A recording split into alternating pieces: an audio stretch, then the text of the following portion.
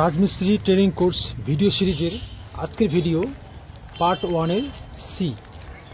Part 1 এর C video. তো আজকের ভিডিওতে থাকবে যে বাড়ি তৈরি করার সময় পাশের জমি বা অন্য জনের বাড়ির নির্দিষ্ট সীমানা থেকে কিছুটা জায়গা ছেড়ে দিয়ে বাড়ি তৈরি করতে হয়। বিভিন্ন স্থানের রুলস বিভিন্ন হতে পারে। মিনিমাম 3 ফিট ছেড়ে দিতে হয়, তবে আপনি সেখানকার লোকাল রুলস জেনেই তবেই কাজটি করবেন। তো এই 3 ফিট ছেড়ে কলামের সেন্টার লাইন বের করে কীভাবে কলাম প্রেসিং করবো আমরা, তো সেই বিষয়ে আজকে ভিডিওতে আলোচনা করবো। তো এই ভিডিওতে সঠিক ক্যালকুলেশন কীভাবে করবেন সে বিষয়ে প্র্যাকটিক্যাল ও থিওরিক্যাল দুভাবেই সবিস্তারে আমি আলোচনা করব। তো দর্শক বন্ধু, যদি আমার এই রাজমিস্ত্রি ট্রেনিং কোর্সের ভিডিও সিরিজের ভিডিওগুলো আপনার ভালো লাগে তাহলে আমাকে লাইক দিয়ে আমাকে উৎসাহিত করবেন, যাতে বিল্ডিং কনস্ট্রাকশন বিষয়ের উপর আরও নতুন নতুন শিক্ষণীয় ভিডিও আমি নিয়ে আসতে পারি। আর যদি নতুন দর্শক বন্ধু হয়ে থাকেন তাহলে বলো প্লিজ চ্যানেলটিকে সাবস্ক্রাইব করুন এবং পাশে থাকা বেল আইকনটি প্রেস করে দিন। তাহলে আমার যে ভিডিও সিরিজের প্রতিটি ভিডিও আমি যখন আপলোড করব সবার প্রথমে আপনি আপনার মোবাইল নোটিফিকেশন পেয়ে যাবেন, তাহলে কোনো ভিডিও মিস হওয়ার চান্স থাকবে না। আর এই ভিডিও সিরিজে আমি গ্যারান্টি দিয়ে বলছি যে একটি বিল্ডিং করতে হলে প্রথম থেকে শেষ পর্যন্ত কি কি কাজগুলো জানতে হবে একজন পাকা মিস্ত্রি হতে গেলে, তো সেই বিষয়ে প্র্যাকটিক্যাল থিওরিক্যাল এবং সাইট ভিজিটে সব সামনে দর্শক বন্ধু চলুন আপনাদেরকে সঠিক ক্যালকুলেশন আমি এখন শিখিয়ে দেবো এই ভিডিওর মাধ্যমে, কিভাবে সঠিকভাবে কলাম প্লেসিং করবেন এবং বাড়ি তৈরি করবেন, বাড়ি নির্মাণ করবেন।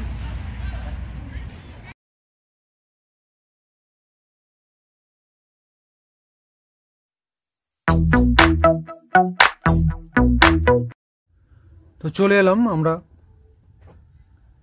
কিভাবে সঠিকভাবে ক্যালকুলেশন করে পাশের আদারল্যান্ডের সীমানা থেকে বা কোনো বাড়ির সীমানা থেকে অন্যের কোনো বাড়ির সীমানা থেকে একটা নির্দিষ্ট স্পেস বা জায়গা ছেড়ে দিয়ে আমরা কীভাবে বাড়ি তৈরি করার জন্য যে কলাম প্লেসিং কীভাবে করব। তো সঠিক ক্যালকুলেশন দেখার জন্য প্রথমে আপনাদেরকে নিয়ে এলাম থিওরিক্যালে, তারপর প্র্যাকটিক্যাল ভিডিও দেখাবো আমার সাইট ভিজিটে। তো সাইট ভিজিটের প্র্যাকটিক্যাল ভিডিও পরে প্রথমে আপনাদেরকে থিওরিক্যালভাবে দেখাবো। তো প্রথমে আপনাদের যে কাজটি করতে হবে সেটা হলো যে আপনাকে প্রথমে সীমানা বের করে নিতে হবে। তো সীমানা বার করার জন্য প্রথমে আপনাদেরকে এই সীমানা যে রেখা আছে, সীমানা আছে, সেখানে খুঁটি পুঁতে দিয়ে আপনাদেরকে সঠিকভাবে সঠিক পদ্ধতিতে আপনারা সুতো বেঁধে দেবেন। এদিকে খুঁটি পুঁতে দিয়ে এদিকে খুঁটি পুঁতে দিয়ে সুতো বেঁধে দিবেন, বা যদি লেভেল জমি হয়ে থাকে তাহলে আপনারা চুন দিয়ে দাগ দিয়ে দিতে পারেন। সেম এপাশেও সঠিক সীমানায় সঠিকভাবে খুঁটি পুঁতে দিয়ে আপনারা সুতা বেঁধে দেবেন বা চুন দিয়ে দাগ দিয়ে দেবেন যদি লেভেল জমি হয়ে থাকে। আচ্ছা, এ পাশ থেকে আমি মনে করছি যে আমাকে 3 ফিট, এ পাশ থেকে আমাকে 3 ফিট ছেড়ে দিয়ে আমাকে বাড়ি তৈরি করতে হবে 3 ফিট। এ পাশ থেকে আমি মনে করছি 4 ফিট ছেড়ে দিয়ে আমাকে বাড়ি তৈরি করতে হবে।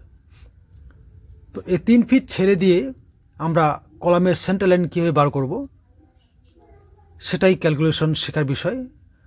তো এই ক্যালকুলেশন করার আগে আপনাকে প্রথমে জানতে হবে যে এই যে বিল্ডিং তৈরি হচ্ছে সেই বিল্ডিংয়ের কলাম সাইজ কত।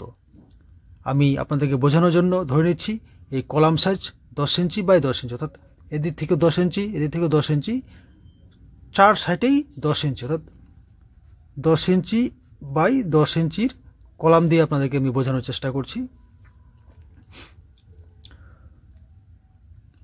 তো এদিক থেকে শুরু করে আমি যে এই যে 3 ফিট আমরা ছাড়বো, অর্থাৎ এই কলামের এই সারফেস, অর্থাৎ এই কলামের সাইড থেকে আমাকে 3 ফিট ছাড়তে হবে।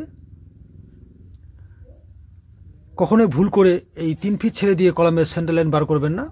তাহলে যদি 3 ফিট ছেড়ে দিয়ে কলামের সেন্টার লাইন বার করেন তাহলে কলাম আপনার প্লেসিং হওয়ার পর 3 ফিট স্পেস বা গ্যাপ থাকবে না। কেন কি কলামের এদিকে 5 ইঞ্চি এদিকে 5 ইঞ্চি, সেন্টার লাইনের এদিকে 5 ইঞ্চি এদিকে 5 ইঞ্চি মিলিয়ে কিন্তু 10 ইঞ্চি হয়েছে। সেম এই পাশেও কলামের এদিকে 5 ইঞ্চি এদিকে 5 ইঞ্চি মিলিয়ে কিন্তু এই সাইড 10 ইঞ্চি হয়েছে। তাহলে এদিক থেকে যদি আমি কলামের এই সারফেস থেকে বা এই সাইড থেকে 3 ফিট ছাড়তে চাই তাহলে আমাকে সেন্টার লাইন বার করার জন্য আমাকে আরও 5 ইঞ্চি বেশি করে নিতে হবে, যোগ করে নিতে হবে। 5 ইঞ্চি যোগ করে নেবেন, তাহলে হলো 3 ফিট 5 ইঞ্চি। সেম এ পাশেও 3 ফিট 5 ইঞ্চি নেওয়ার পর আপনারা খুঁটি পুঁতে দেবেন, খুঁটি পুঁতে দেবেন বা খুঁটি গেড়ে দেবেন। গেড়ে দেওয়ার পর এই খুঁটি থেকে এই খুঁটি আপনারা সুতো বেঁধে দেবেন। সুতো বাঁধার পর এই যে আপনার সীমানা রেখা বা সীমানা থেকে সুতো বেঁধেছেন সঠিকভাবে, সেই সীমানা সুতো থেকে এই সুতো আপনারা ইঞ্চি টেপ বা মাপার ফিতা দিয়ে সঠিকভাবে মেজারমেন্ট করে 3 ফিট 5 ইঞ্চি মেপে নেবেন। আমি আরও 1 ইঞ্চি হাতে নিলাম, সেই বিষয়ে আমি পরে আলোচনা করছি। 3 ফিট 6 ইঞ্চি, তাহলে 3 ফিট 6 ইঞ্চি আপনারা মেজারমেন্ট করে নিলেন। এ পাশেও সেম 3 ফিট 6 ইঞ্চি আপনারা মেজারমেন্ট করে মেপে নিলেন। এখন আসি এ পাশে আপনাকে 4 ফিট ছাড়তে হবে। সেম ক্যালকুলেশন, আপনাকে কলামের এই সারফেস থেকে আপনাকে ছাড়তে হবে 4 ফিট, কিন্তু আমাকে বার করতে হবে কলামের এই সেন্টার লাইন, কারণ সেন্টার লাইন যদি আমরা বার না করি কলাম আমরা প্লেসিং করতে পারবো না। এই পাশেরও কলাম ধরে নিলাম আমি 10 ইঞ্চি বাই 10 ইঞ্চি, অর্থাৎ এই সেন্টার লাইনের এই পাশে 5 ইঞ্চি, এই পাশে আছে 5 ইঞ্চি, মিলিয়ে হলো আমার 10 ইঞ্চি। তাহলে এই পাশে যদি আমি 4 ফিট ছাড়তে চাই তাহলে আমাকে আরও 5 ইঞ্চি যোগ করে নিতে হবে। 5 ইঞ্চি হাতে আরও আমি 1 ইঞ্চি নিলাম, আমাকে 4 ফিট 6 ইঞ্চি। তাহলে আমার যে এই সীমানা, এই যে সীমানা আছে সেই সীমানা থেকে আমাকে 4 ফিট 6 ইঞ্চি থেকে একটা খুঁটি পুঁতে দিতে হবে।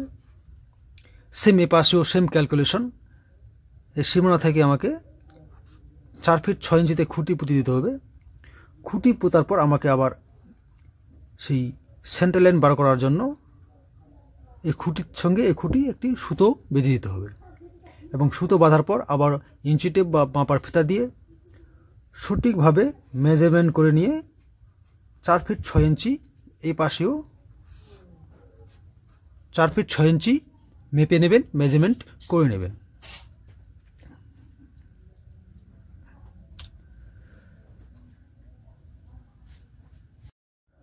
তো সেম এ পাশেও যদি আপনাকে 3 ফিট বা 2.5 ফিট ছাড়তে হয় তাহলে সেভাবে ক্যালকুলেশন করবেন। সবসময় 2.5 ফিট ছাড়তে হলে 5 ইঞ্চি প্লাস করে নেবেন। সেম এ পাশেও যদি ছাড়তে হয় আপনাকে যতটা ছাড়তে হবে তার সঙ্গে 5 ইঞ্চি প্লাস 1 ইঞ্চি হাতে নেবেন। এখন বলি যে 1 ইঞ্চি আমি কেন হাতে নিলাম, কারণ কলামে এই সারফেসের সঙ্গে কিন্তু আপনার ইট গাঁথনি দিয়ে ওয়াল তৈরি হবে, ব্রিক মেশনারি হবে, তার পরবর্তীতে প্লাস্টারের কাজ আছে, প্লাস্টার আরও 1/2 ইঞ্চি ধরে নিলাম। তো এই জন্যই আমি 1 ইঞ্চি হাতে নিয়ে নিলাম। তো দর্শক বন্ধু, যেটা বলছি কখনো ভুল করবেন না, যে যখন 3 ফিট ছাড়তে হবে 3 ফিট ছেড়ে দিয়ে সেন্টার লাইন কখনো বার করবেন না। যদি সেন্টার লাইন বার করেন তাহলে এই যে কলামের এই পাশের 5 ইঞ্চি কিন্তু 5 ইঞ্চি এদিকে চলে যাবে এবং 3 ফিট থেকে 5 ইঞ্চি মাইনাস হয়ে যাবে, 3 ফিট ছাড়া যাবে না, 3 ইঞ্চি গ্যাপ থাকবে না। তো দর্শক বন্ধু, এটা আপনাদেরকে বোঝানোর জন্য 10 ইঞ্চি বাই 10 ইঞ্চি কলামের ক্যালকুলেশন করে দেখালাম। যদি আপনার বিল্ডিংয়ের কলাম 10 ইঞ্চি বাই 1 ফিট হয়ে থাকে বা 1 ফিট বাই 1.5 ফিট হয়ে থাকে বা 10 ইঞ্চি বাই 15 ইঞ্চি হয়ে থাকে, তাহলে সেই সমস্ত কলাম যখন প্লেসিং করবেন এভাবে কীভাবে গ্যাপ ছাড়ার জন্য ক্যালকুলেশন করতে হবে সেই বিষয়ে এর পরবর্তী সিরিজের ভিডিওতে আমি প্র্যাকটিক্যাল থিওরিক্যাল দুভাগেই আপনাদেরকে বিস্তারিত আলোচনা করব। তো দর্শক বন্ধু বলে রাখি, যদি নতুন দর্শক বন্ধু হয়ে থাকেন তাহলে চ্যানেলকে সাবস্ক্রাইব করে রাখেন, কারণ যখনই আমি এই ভিডিও সিরিজের ভিডিওগুলো আমার ইউটিউব চ্যানেলে আপলোড করব, সবার প্রথমে আপনি আপনার মোবাইলে নোটিফিকেশানে পেয়ে যাবেন। কোনো ভিডিও মিস হওয়ার চান্স থাকবে না। আর যদি ভিডিওগুলো আপনার প্রত্যেক কর্মজীবনে একটু কাজে লাগে তাহলে একটি লাইক দিয়ে আমাকে উৎসাহিত করবেন, যাতে আমি এই বিল্ডিং কনস্ট্রাকশন বিষয়ের উপর নতুন নতুন ভিডিও নিয়ে আসতে পারি। তো দর্শক বন্ধু, দেখা হয় পরবর্তী ভিডিও সিরিজের অন্য কোনো ভিডিওতে। আজকে পর্যন্তই।